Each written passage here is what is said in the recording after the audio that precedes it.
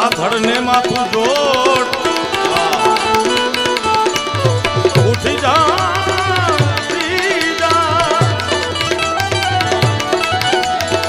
ધડ માથું જોડ પાણી અને બાઈ કલ્પાંત કરતી હતી અહીંયા 12 બિલ્લો ધણી હિન્દુઓ શાલિગ્રામ આવીને કે ઉઠ ઉઠ હબળા ધડ માથું જોડ એ ત્રણે ભુવન માંથી ગોતી લાવું ચોરણ ગોતીને લાવું એટલું નહીં પણ એને આંખે કરું આંધળો ને દિલે કાઢું આંખે કરું આંધળો ને દિલે કાઢું કોટ કાળા કોટ કાઢવા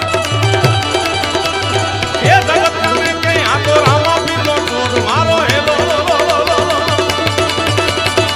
હેલો રે સુજા રે રંગ જાનારા મારો હેલો રે સુજા એ રંગના રાય રાય રાય રાય રાય રાય રાય રાય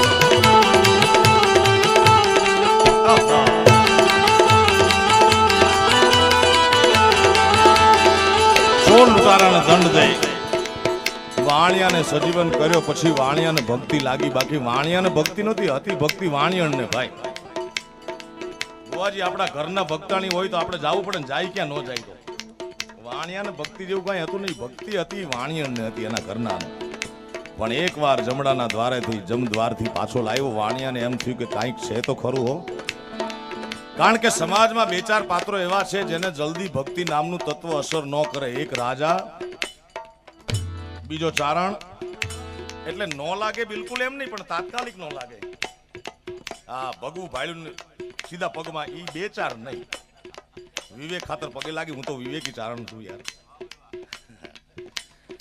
એક રાજા ચારણ ત્રીજો વાણિયો ઈ જોઈ જો ડગલા ભરે પેલા તેલ જોવે પછી એની ખબર છે ઝાલાવાડ ને બધી યાર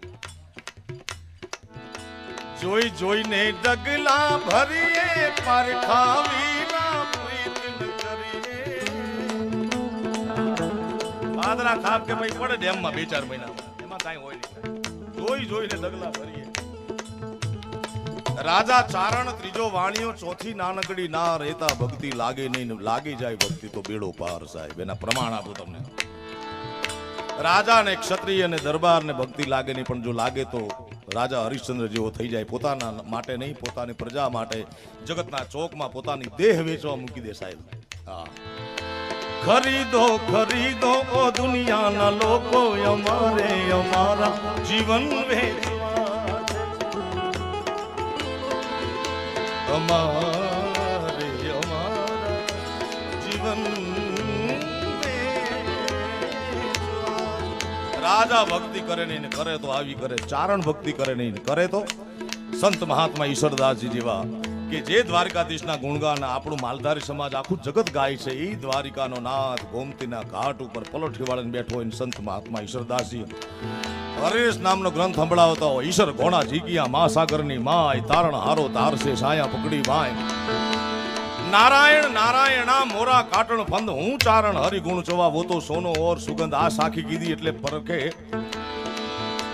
માતાજી બેઠા હતા માતાજીએ કીધું ચારણ એ ઈશ્વર તે બધું તારા બાપુજીનું લખ્યું તું તો કહેવાય તો દેવી પુત્ર દેવીનો દીકરો માતાજીનો દીકરો અને લખ્યું બધા તારા બાપુજીનું માતાજીના કહેવાથી ગ્રંથ લખ્યો જેનું નામ છે દેવ્યાણ મળ કરતા હરતા સિંહકારી કાલ કાલ રે અળકો મારી સચ સે કરા ચરનારી જગની બાવળ જો જળધારી ધવા ધવળ કર ધવદુ ધવળ ગોળા કૃષ્ણા કુબજા કટરી કમળા ચલા ચલા ચામુંડા ચપના વિકટા વિકટ ભુવાલા વિમલા ચારણ ભક્તિ કરે નહીં ભક્તિ કરે તો આવી કરે. ત્રીજા વાણિયા જલ્દી ભક્તિ કરે નહીં પણ જો કરે સાહેબ તો આંગણે આવેલા સાધુને પંડના દીકરા ખાંડીને ખવડાવી દે. ભાઈ શેઠ સગાળ સાજે હોય એને ભક્તિ કહેવાય સાહેબ.